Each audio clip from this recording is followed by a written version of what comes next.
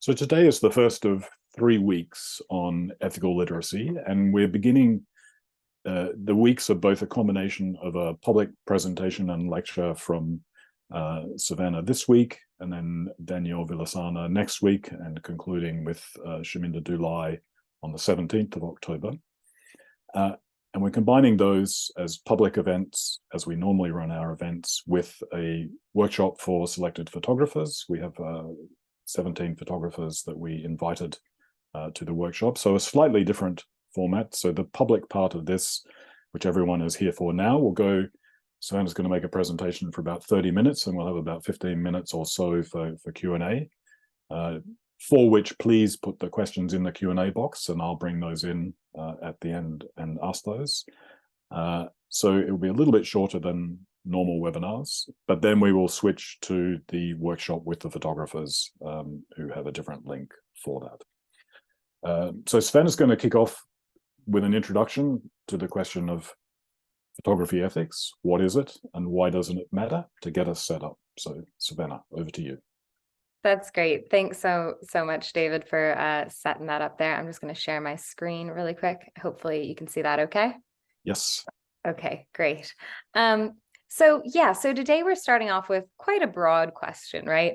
What are photography ethics, and why does photography ethics matter, right? Or why does ethics matter in photography? As David said, my name is Savannah Dodd. I'm the founder of the Photography Ethics Center. My background is in anthropology, and I'm also a practicing photographer. Through the Photography Ethics Center, we offer a wide range of multimedia educational content. So that's things like articles, videos, the Photo Ethics podcast. We also run online courses. We do workshops like the one we're going to be doing over the next 3 weeks with VII. And we also run campaigns. I'm going to tell you about one of our campaigns at the end of this brief lecture or introductory lecture today. And you'll have an opportunity to sort of participate in that if you so wish. So today we're really getting started with this 3-week program, right? By talking about what are ethics, right? What are photography ethics? And I think a lot of times in photography, what we see is that ethics are often described as codes or as guidelines. Ethical debates are very frequently reduced to descriptions of maybe behavior that's ethical or behavior that's unethical. I don't really think that this language is serving us. I think it's a very limiting approach to sort of this question of what ethics actually are. I think that this idea of ethics as codes and guidelines can kind of perpetuate an illusion that there are these immovable rules. And if we stick to these rules, we can navigate every situation with ethical certainty, right? But reality is a lot messier than that. I'm sure we all know, we all have experience of situations where it just doesn't pan out that way. The way that it looks on paper doesn't really pan out in reality when it's put into practice. It's also messier because ethics are changing and evolving. They're not static things, right? The world is changing, technologies are changing. We're seeing this with AI. So I think, that sort of immovable idea of rules is limiting us, I think, in photography. I think that this language as well, and this approach of ethics as guidelines or codes, suggests that it's possible for photographers to be 100% ethical and faultless. And again, reality is messier, right? The reality is that we're always making ethical decisions, and we're always making different judgment calls. And a lot of times when we're making those decisions, there's actually more than one possible right answer to all of these, or a lot of these decisions that we're making, right? So that idea of sort of ethical certainty, I think, is something that we're trying to grasp for, but I think it's tricking us a little bit, and I think it's limiting us.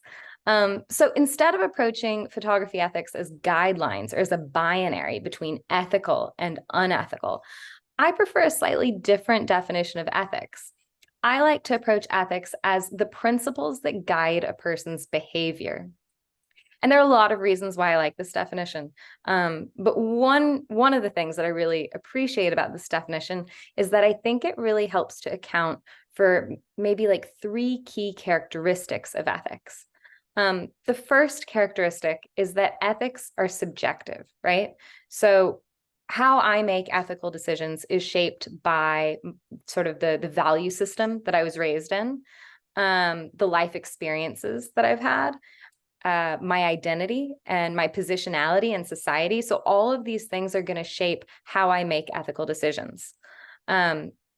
So it's very personal, right? And just because I make a certain ethical decision and David, for example, makes a different ethical decision, one of us isn't necessarily right or wrong, right? We're coming at it from our own perspective, from our own positionality, and from our own, life experience and moral framework.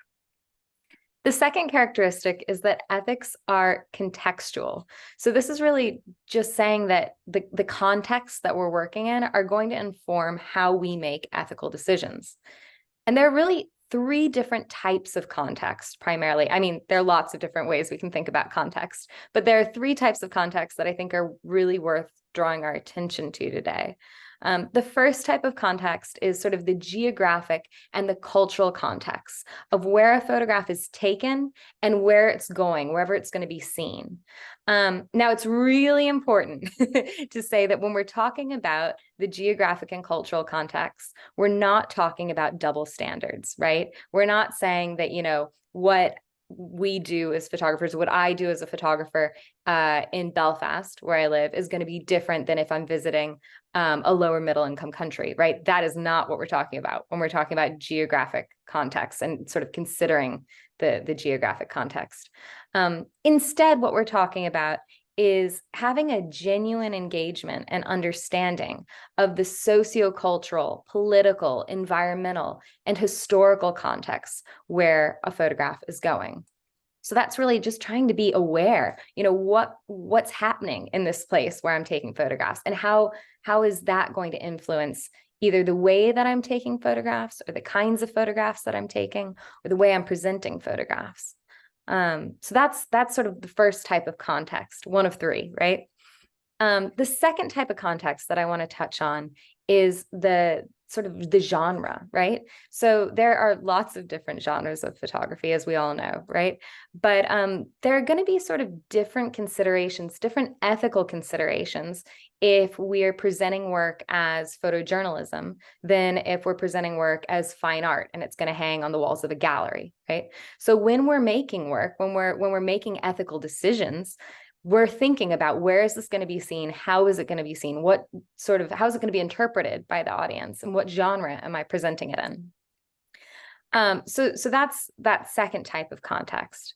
The third type of context is the sort of the institutions that we're working within. So this is maybe where we can start to talk about those codes and guidelines, right? So different institutions are going to have different ethical codes or ethical guidelines that maybe it's an employer, and those are sort of codes and guidelines that you need to abide by when you're working for that employer or that client. Or maybe it's a competition that you're wanting to submit a photograph to. So, for example, the Environmental Photographer of the Year Award has their own code of ethics. And when you're submitting photographs to them, you need to be, conscious and taking on board their ethical codes and guidelines into when you're making the work and when you're making ethical decisions about the work. So, that's the other type of context there. It's those client guidelines, the institutional guidelines that we're working within. So bringing all that together, that gives us the third characteristic of ethics, which is that ethics are fluid. So the point behind this is really that ethics are going to be applied a little bit differently by different people in different situations, working on different projects, right? So if I'm working one day for a a local paper, a local newspaper, I'm going to have a different sort of approach to that way that I'm making ethical decisions than if I'm doing a personal project that's going to hang in a gallery, right? So I need to have that adaptability to be able to negotiate between the different contexts, the different genre requirements, the different projects that I'm working on. I think that this idea of fluidity can also be really useful for us as individuals, because I think that if we're thinking about ethics as something that, is adaptable, that we need to negotiate constantly, it's not sort of a rote list of rules that we can just abide by, but actually it's something that needs to be constantly negotiated. I think that allows us space to grow as well. So as I learn new things, as I have new life experiences, the way that I approach ethics in my photography work changes, right? The world is changing. We're changing. Like it's really inevitable. But I think that a lot of times we have a lot of shame about sort of the past decisions that we've made as photographers. The things, maybe there are photographs that I took 10 years ago that I wouldn't take today. And I think that we should view that as a positive thing, not as a shameful thing, but as a sign that, we're learning and we're growing and we're developing our ethical understanding as photographers and as people. So I think that those, if we look back at what we were talking about with those ideas of the codes and guidelines, I think those can perpetuate that unattainable idea of ethical perfection. And I think that can make it very hard for us to be vulnerable and honest about our practice and how we make ethical decisions as photographers. So instead of approaching ethics as codes or guidelines, I really like to advocate for a principles-based approach to ethics. So this, I think, is a really useful alternative that we can begin to sort of use and work with. I think that a principles-based approach can give us really useful tools. So we can use these principles as tools to navigate decisions, to help guide how we make decisions. But it's not rigid, right? It allows us that adaptability, that fluidity to use our judgment, to take into consideration the cultural context that we're working in. So it's not rigid, I guess is the word. It's fluid. So for example, you might say that safety is a really important principle that guides your practice. But you might need to take different measures to stay safe in different situations, right? You might not always take the same measures depending on where you are in the world, what type of project you're working on. So that's, I guess, an example of that sort of flexibility that I think principles can provide us. I think that the idea of approaching ethics as principles can also help to move the conversation away from that binary of that's ethical or that's unethical. I think instead we can sort of have a more expansive language to have these conversations. So we can talk about specific principles and how that principle has been applied. So we could say, maybe David and I agree that safety is really important in our work. But we can also understand that maybe David's taken a different approach to safety than I've taken, because maybe safety means a little bit something different to different people, or maybe it's just applied differently in different contexts on different projects. So I think that if we sort of tune into that idea of principles and we try to highlight the principles basis of ethics, I think that can be a really useful way of having these conversations and sort of moving away from maybe a more polarizing conversation that I think tends to play out and isn't usually very productive or helpful in sort of furthering really considered dialogue. So if we go back to that definition, so if we say, right, okay, this definition, ethics are the principles that guide a person's behavior. Fine, we know what ethics are now, right? But why do they matter, right? Why are you all here? Why should we care? And I think that this has a lot to do with what a photograph actually is. So there's a fundamental difference, right, between a drawing and a photograph. When we see a photograph, we have some sort of understanding that the thing pictured was there at some point. And this has a lot to do with our own senses, how we perceive the world, right? Because a photograph looks very similar to how we perceive the world through our eyes out every day, right? So you already have that sort of level of similarity between how we perceive the world through our eyes and then the photographic image. But there's also a difference in how how photographs are produced, which is fundamentally different from how a drawing or a painting is produced. And this has to do with the sort of the history of photography, right? The analog camera. Now, I'm sure I'm not telling anybody anything you don't know here, but I think it's really worth revisiting how a photograph is made in an analog camera, because it impacts how we think about photography in really subconscious ways. So in original analog camera, there is a physical reaction between light that bounces off the person, place, or thing. The light travels through the lens and hits the photosensitive surface, right? Hits the film at the back of the camera. And that's a physical relationship that sort of ties reality to the image in a really special way, in a way that's very different from drawings and photographs, which are sort of mediated through the artist's hand, right? Susan Sontag described this as a trace, something stenciled off the reel like a footprint. And there are a lot of theories. I'm not going to get too much into the theories, but there are a lot of theories of photographic trace and photographic indexicality. And these theories are used to describe this relationship, this special relationship that the photograph has with the real out in the world, right? And these theories are based on the analog camera. And importantly, these early camera technologies also coincided with the rise of positivism, which is the theory that truth is directly observable, right?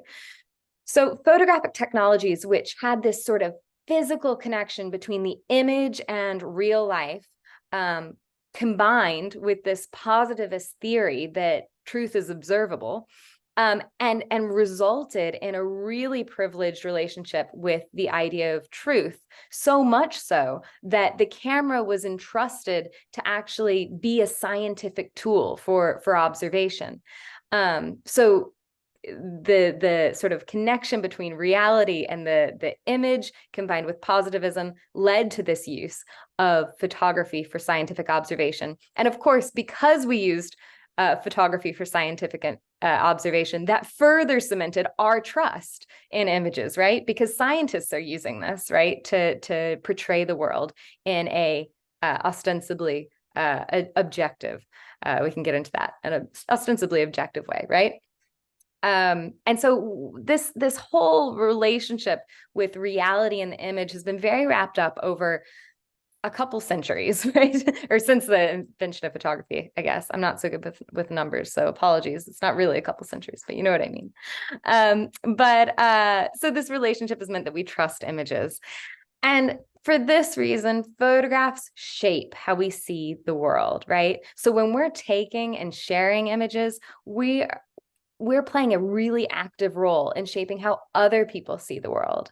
I like to think about it almost as like data points in our mind, right? Every time we see a photograph, it like adds another data point to what we know about a community or a topic or a person or whatever's represented in that photograph, right? So it's a very significant power that we have as image makers, right? And this sort of culmination of these data points in our mind have real life impacts. So I have co-written an article with Andrew Jackson for Trigger called The Impact of the White Male Gaze. And in that article, we quoted Lee Donaldson, who wrote about a study, and the study was called Media Representations and Impact on the Lives of Black Men and Boys. And Lee Donaldson wrote that, quote, negative mass media portrayals were strongly linked with lower life expectations among Black men. These portrayals, constantly reinforced in print media, on television, the internet, fiction shows, print advertising, and video games, shape public views of and attitudes toward men of color. They not only help create barriers to advancement within our society, but also make these positions seem natural and inevitable. So it's not just photojournalism and documentary work that shapes our perceptions, right? So first of all, this has real life impacts, right? And I think that really comes through in this quote. But it isn't, I think a lot of times we think that photojournalism and documentary work are really the things that shape our view of the world, but it's actually all types of photography. It's in art and advertising and social media. So all photography impacts how we shape or how we see the world, and how we see ourselves. So I'd like to just reference as well the 2018 study titled "Picture Perfect: The Direct Effect of Manipulated Instagram Photos on Body Image in Adolescent Girls." And in this study, the researchers showed that exposure to manipulated Instagram photos directly led to a lower body image. Now, I don't think that's going to surprise anybody, right?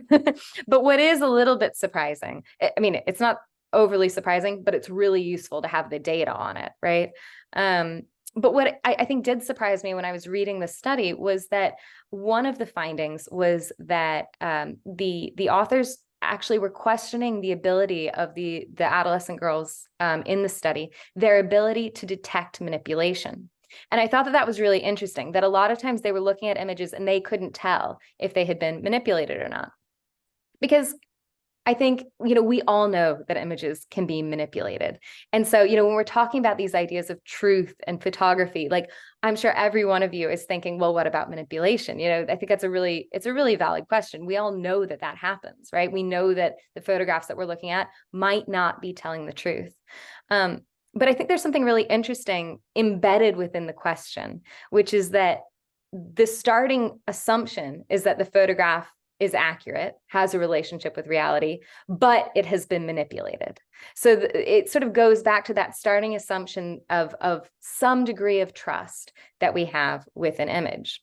Now, this is again further complicated by AI.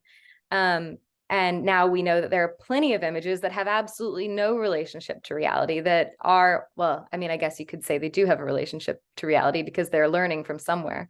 But there are images that are completely AI generated now. And there are really big ethical discussions that are happening about sort of the circulation of photorealistic images that are AI produced. And again, I think the really interesting thing about those conversations and those discussions that are happening is that there's a fear of how AI generated sort of photorealistic images can have a direct impact on politics and how we remember history.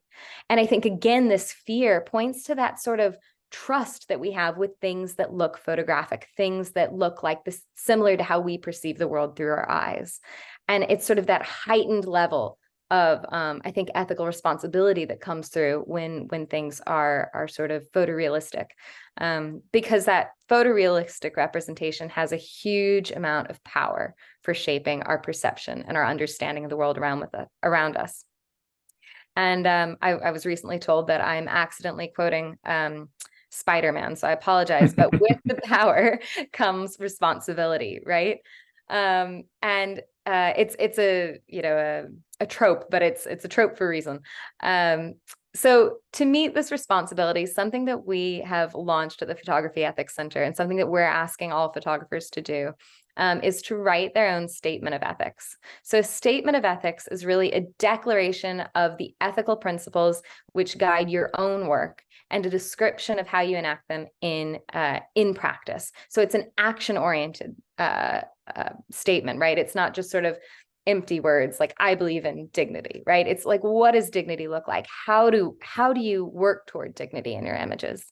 And really the purpose of this idea of the Statement of Ethics campaign is to try to explore what ethics means for yourself and to share that commitment to ethics with others, with the aim of encouraging transparency and fostering accountability across the industry. I think it can be a really great signpost to others as well that, if colleagues see your website and they see a statement of ethics on your website, I think it's a good signpost to people that this is important. This is worthy of our time and consideration. I've taken the time to think about it and to write it down and to post it and share it. So I think that this is one way, not the only way, but one of the many ways that we can try to work together collectively to embed a culture of ethics in the industry.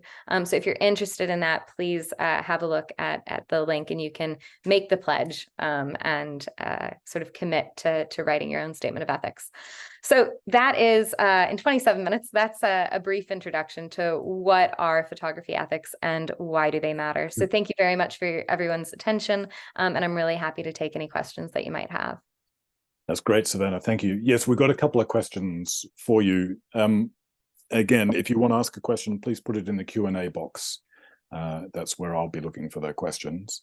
Question from Stefan about this idea of codes and rules and so on. And they say, how about focusing on a general rule, which, for example, could be, quote, do no harm, which obviously is a concept that has quite a lot of power, quite a lot of history coming out of the humanitarian sector itself, out of medicine, and so on.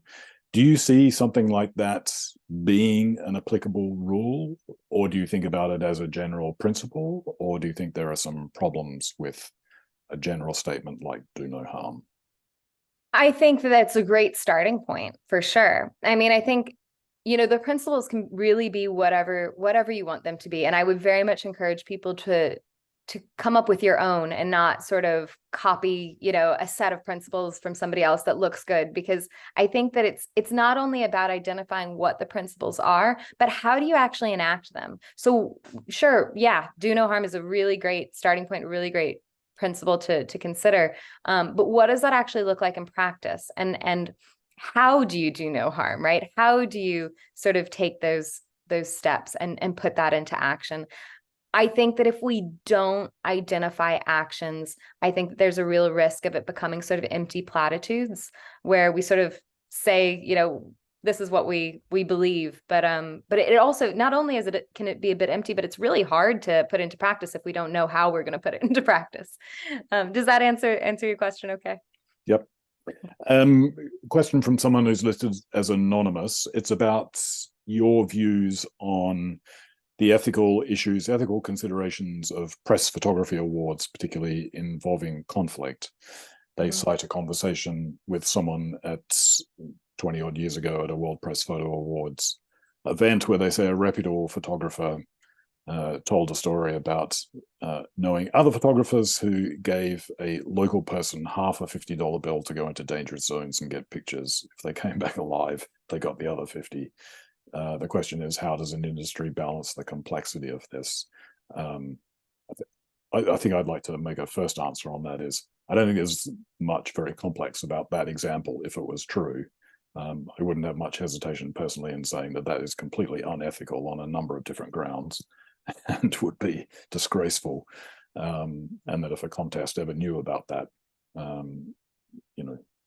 that person would have broken every code principle and of being a decent human being, let alone entering a contest. But thinking about the general issue of press photography, conflict, and awards, are there particular considerations that apply? Or do you think that some of the general considerations that you've been talking about also are a way to start approaching this? I think there are definitely specific, particular considerations that are very complex. I would agree with you. I rarely say that something is blanketly unethical, but that situation is blanketly unethical. But there are other, situations that are, the very nature, I think, a lot of times of awards can be very sort of fraught with ethical complication. I think that sometimes it can create hotspots where photographers go for the image, right? Maybe, and they don't maybe have a very good local understanding or contextual knowledge of what's happening. But I've heard of, places that sort of become the thing that you have to go and have one of those photos in your portfolio. I think that's really complicated. And not very helpful maybe for creating maybe a more nuanced or dynamic representation of the world. I mean, also there are, of course, ethical considerations about sending yourself, much less, the people that you work with, fixers or anybody else, translators, into situations of conflict. So I think there's a lot of sort of ethical consideration to think about how we think about our safety and the safety of the people that we're working with. Which of course are amplified when you're going into situations that are conflict contexts. Yeah. You finished out with some examples about AI and those Elliot Higgins images where he was, which were really interesting because he was playing with Mid-Journey and putting in political examples to prove the point that you could produce some extremely misleading images of events that you, in that case, might wish to happen, but haven't actually happened or haven't happened that way. Question from Michael. Do you think AI is sort of a particular thing that's destroying the link that you talked about in analog photography, that idea of the trace of the real? Is this a profoundly new development? I think that this is something that I think a lot of people are still grappling with, right? And still trying to understand what are the implications of this. I think that the thing that is maybe worth saying is that I don't think AI, like anything, is all good or all bad. I think that there's definitely really interesting possibilities for AI. And I mean, it's a complicated question. It's a complicated question. I don't have a terribly satisfying answer for it right now. But I think that there is something different about AI produced images versus, the manipulation that we already know happens. But yeah, I think part of me wants to say that, time will tell a little bit. But I think that in a way as well, a lot of the issues are similar in terms of thinking about like ethics of representation, which is something that I talk about a lot. I think that the representational issues of, what we were talking about earlier, how the representation of people in photographs shapes the world. Like, I think that that's going to be equally true with AI. So I think that the representational issues are following AI. Yeah.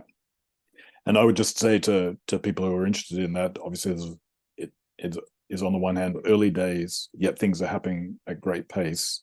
We had a discussion about AI with Fred Ritchen and Thomas Van Houtlieve back in July, and the video of that discussion is on our video page, and that was a really good first dive into some of these issues. And they both show that it carries on some of the same themes and problems with established questions of manipulation, but also introduces some new and extremely disturbing elements to it as well. So it has overlap, but it's also distinctive, as is the want of these things. I'll have to check that out as well. It sounds interesting. Indeed. Question from Arturo to you. How do you see photo ethics relating to wider contemporary debates on ethics? I mean, I think this is interesting given your background in anthropology, for example. Yeah, I mean, I think it's all connected, right? So I guess when I started the Photography Ethics Center, I'll try to keep this very brief, but I was really coming at it from an anthropological perspective. So I think everything that I've been trying to do is really, in a way, trying to sort of package a lot of those concepts from anthropology about positionality, reflexivity, ethical engagement, cultural sensitivity, and make those useful for photographers, not only useful, but applicable for photographic practice. So I think that there's, it's very embedded in other debates, also other debates about representation that are happening. Oh, I had another point on that and it's just left me. It might come back to me. Sorry, Arturo. I will try to refine that before we end. Yeah, no problem. Haley's got an interesting question. I would love to hear your thoughts on collaborating with partners and colleagues to either negotiate or create a joint ethical approach when you might individually have different assumptions or approaches. the application of ethics in different scenarios. How do you manage that sort of negotiation? Yeah, I mean, it's a great question, and it can be very difficult, right? I think that one of the things maybe that could be quite useful to think about. Oh, I was going to look at your question, but I've lost it there. Oh, there it is. One of the things that could be quite useful to think about is to maybe like collaboratively, look at how has the thing that you're looking at been represented previously. And then you all can sort of have maybe a starting point for, what has that representation looked like, and how can you sort of diverge from that. But as well, I would say that this, I think a principles-based approach could be a really effective way of handling that conversation or approaching that conversation, to maybe think with your partners or colleagues about, what principles do we want to guide this project, and how can we use those principles, or what do those mean to each of us, right? And try to sort of almost crowdsource ideas that can sort of underpin a project. And I definitely think it's useful to think about it as principles which underpin the project, and not something that's just overlaid, like these are the ethical rules that we're going to overlay on top of it. I think that not only will be harder to establish, but I think it isn't as rich. I think it can be a lot richer if you can sort of have those guiding principles from the sort of inception of the project. I hope that that's useful for you, Haley. Question from Mark. How do you see the balance in ethics statements between aspirational values related to the purpose of the work versus red lines that won't be crossed? I think it does both, actually. I think you can do both within your statement. I think impact is a huge ethical question, So I think if we're not thinking about sort of the purpose of the work and our aspiration for what that work does in the world, I think that that's something that could be missing if we're not sort of addressing that in a statement. But of course, I think the red lines, they won't be crossed, or your sort of ethical certs that you have for yourself about, like, this is the type of photography that I do. These are the things that I do ethically in every project. I think those are also have a very clear place in the statement of ethics. So I think it's both. I hope that answers your question, Mark. And that's consistent with kind of your approach in terms of general principles that guide behavior, because there will be some things that are aspirational principles that you're trying to apply in different contexts, but then you will also have a number of red lines yourself, which may or may not match other people's red lines. And that's, I think, one of the powerful things of the way you're articulating ethics here beyond the binary is that you're calling on people for constant negotiation and constant reflection of their positions. And that's where I think the ethical literacy, the whole theme of this workshop series really comes in. I didn't actually mention it in the talk, but I think that that's a really important point, that the ethical literacy is about that constant negotiation. It's about, engaging with that in a fluid and complex way. So yeah, for sure. Yeah. Question from Patricio. What do you think about the relationship and importance of captions? Sometimes another person writes the caption on a news photo and the story changes. Yeah, I mean, I think that's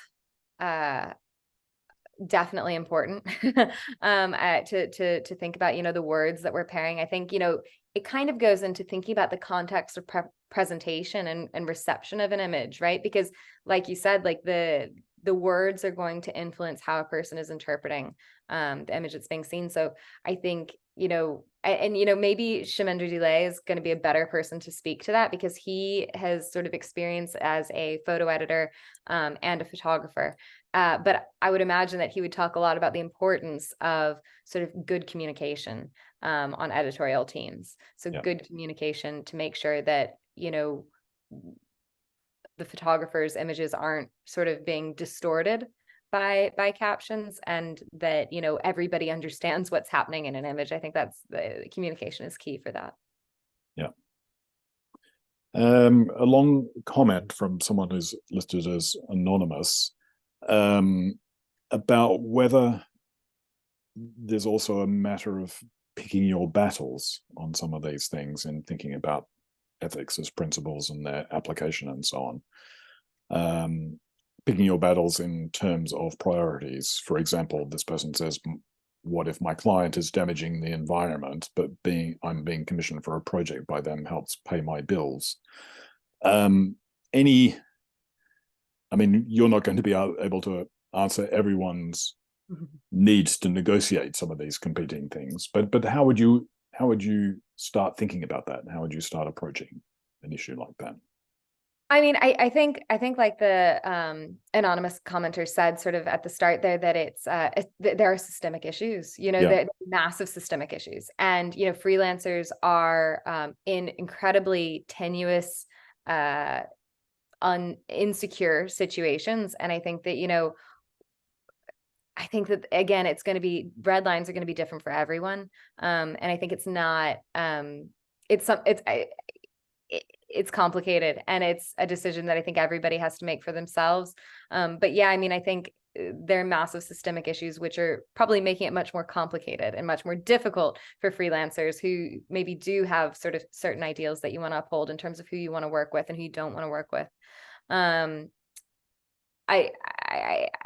don't know. I hope that answers your question. I think that a lot more needs to be done across the industry as well, in terms of thinking about the gig economy and support for freelancers. So yeah. I think it's an evolving issue that absolutely isn't really down to one individual, but at the same time, I think we all can contribute maybe to a groundswell of sort of shifting. Yeah. So we're coming towards the end of our time, but we've got one question, one comment to finish with, from Gabrielle, in relationship to AI and whether or not photographers should use image generators in artificial intelligence, given that those image generators are models which are basically scraping images from around the web and so on, obviously without paying any heed to who produced those images, let alone paying license fees and so on. There are copyright issues and so on. Definitely. Any thoughts that you have on that huge area? A huge area. I've got thoughts, but I would say I think the most important thing I think is transparency. So if a photographer is using AI to generate images, I think it's just really important to make it super clear, beyond a shadow of a doubt, so that people can't be confused or be misled, intentionally or unintentionally, about the origin of an image. So I think transparency is really the baseline that we need to be working toward. I think that there are, of course, a lot of ethical considerations, like you raised, Gabrielle, about where those images are coming from, what they're being, what those software is being trained on, and I think that's a really big question for the industry. And absolutely, like, there might be many photographers who decide that because of that, they may wish to boycott a lot of those AI imaging softwares, and that's totally a personal decision that I understand. Yeah, I saw some authors debating this during the week. Some saying they didn't want their books uploaded to language models that were using texts for their database and so on, because of course they weren't being recognized for their original work. Versus others who said, well, I want those AI large language models to have more accurate information in them than what they're getting off the internet. So I'm happy for my book to be uploaded to those. Interesting. No easy answer to that. Again, we're right at the beginning of this, and yet it's also running very, very quickly. So these sorts of issues are going to have to be discussed and so on. Let's finish with Arturo's comment, because I think it's an interesting one, particularly for the photographers going on in the workshop to consider and debate, but we'll also pick up next week and the week after as well.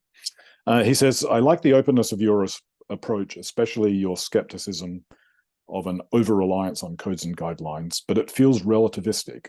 Surely ethics are also communal and not only personal or subjective, I guess he also means. Mm-hmm. Perhaps this is where a more philosophical approach feels like it's missing one that relates to wider notions of ethics beyond photography. Yeah, I mean, I think that there hasn't been much sort of consensus in the photography industry on what ethics is, and what that means. And I think you're completely right. It is missing.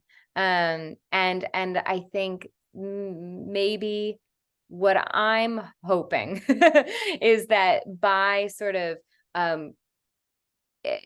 encouraging people to put the sort of pen to paper and to have a think about that, that maybe it can be quite a useful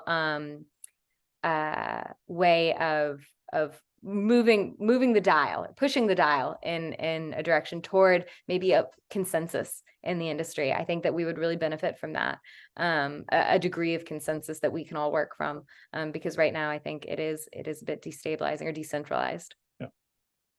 Savannah, that's great. Thanks for addressing all those questions. Thank you very much for the presentation that really gets this 3-week series off to a great start. And thank you to everyone in the audience who participated today. Really great to see you. We'll be back next week with Danielle and then Shaminder in the 3rd week. And for the photographers in the workshop, we'll be starting that meeting in a few minutes' time. So we'll see you there. But Savannah, thanks very much. Thank you very much for having me. Okay, bye.